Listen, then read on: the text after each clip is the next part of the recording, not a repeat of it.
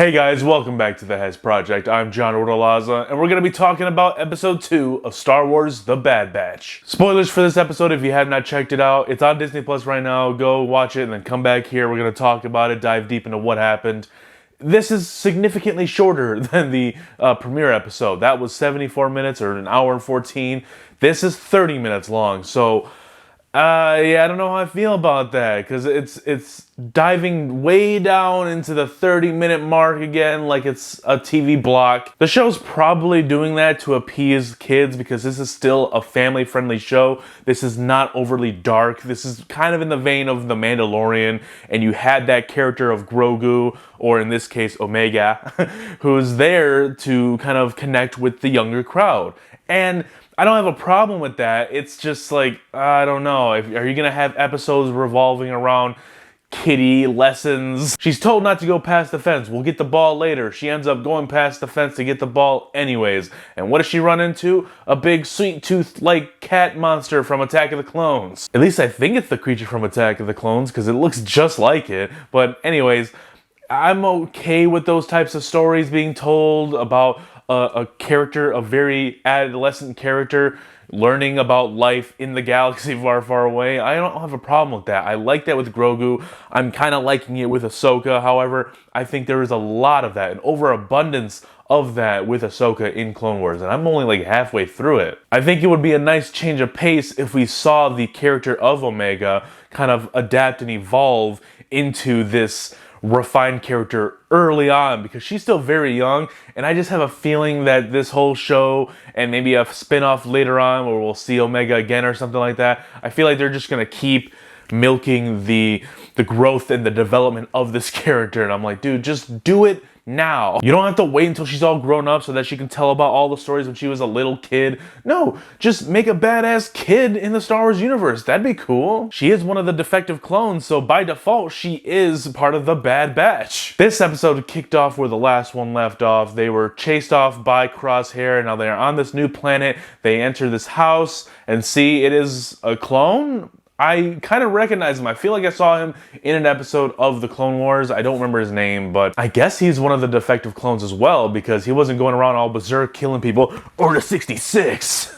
But we learn in this episode that there is a chip implanted in all the clone troopers, which I kind of assumed. Like, I know they were all genetically modified clone troopers, clones from Jango Fett, and they were served to create an army for the good guys, the Republic, or the Jedi. How else did you think you were going to snap your fingers and have all of the clones just obey Order 66? Like, this is the coolest part of the show. We're seeing a batch of clones who are defective, and I guess either don't have the chip or the chip is defective, and we're seeing through their eyes what it would have been like if the clones didn't have any chips at all, and if they were still given the order, they'd feel kind of obligated to do it because it's their job. That's how Crosshair felt in the first episode, even though he wasn't overtaken by Order 66. He just felt like it was the right thing to do because it's his job. It's that exact added layer to the story that makes me really appreciate the characters of Hunter and Tech and Echo. Then the rest of the episode, Tech and Echo are trying to create fake IDs, essentially, or fake chain codes, which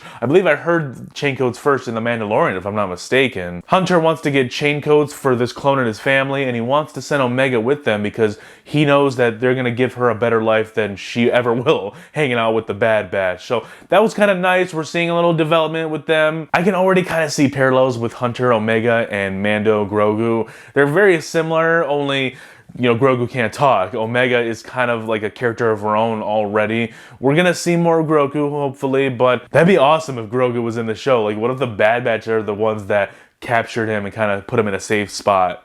For this episode being half the length of the first one, I still think the animation is intact. It doesn't look like it's going to be dropped in quality. I mean, it might later on, but I still think it looked good. There wasn't a whole lot of crazy, exciting things going on in this episode. This was very much a laid-back episode. This was essentially those 2 episodes where Mando is helping the frog lady get to her husband. It's essentially that, just condensed into 30 minutes. I don't know, I just wasn't overly excited with this episode. It's shorter and not a whole lot happened. They had a big shootout at the end, but it just didn't feel in line with the rest of the episode that I didn't really care for. I didn't care for that slow, somber crap. I don't care about this clone and his family. I don't care where Omega goes. She's fine. I think we just live in a society now where we have a great show like Invincible, a great animated show that is able to milk episodes for 40-ish minutes, 45 to an hour, because that's how long Invincible episodes got, and I really did like that. I'm kind of used to that. I guess it's just going to be harder for me to get back into this format of Saturday morning cartoon 30-minute blog. I mean, at least it's a little bit longer than Clone Wars episodes, because Clone Wars was made for TV with commercials, so it had to fit a 30-minute block, but it was like 22-minute episodes, 24 minutes. This is straight up 30 minutes, so if that extra 8 to 5 minutes is going to do any different, I just really hope that we get the ball rolling and the story kicks ass, because yeah, this felt like filler to me, but nonetheless, I still enjoy the characters. They're growing on me, so I can't wait for next week. Let me know down below, what did you think of this episode of The Bad Batch? Are you excited for this show? You got 12 weeks left, you know. Hopefully we get longer episodes, maybe just like 40 minutes maybe, but I don't think it's likely. I really think they're gonna follow this 30-minute format, which isn't a big deal. I mean, Mandalorian was inching towards 30 minutes per episode, so I don't have a problem with it. You just gotta live with it, guys. But let me know down below, what did you think of it? Leave a like, subscribe to the channel if you're new, and be sure to stick around, because Jupiter's Legacy has just dropped today on Netflix. All 8 episodes are there. It's gonna take me a while to watch it, guys. You know, might see a review on Monday, and then we'll do a spoiler review for it later on next week. So stick around, guys, because there's always more to come.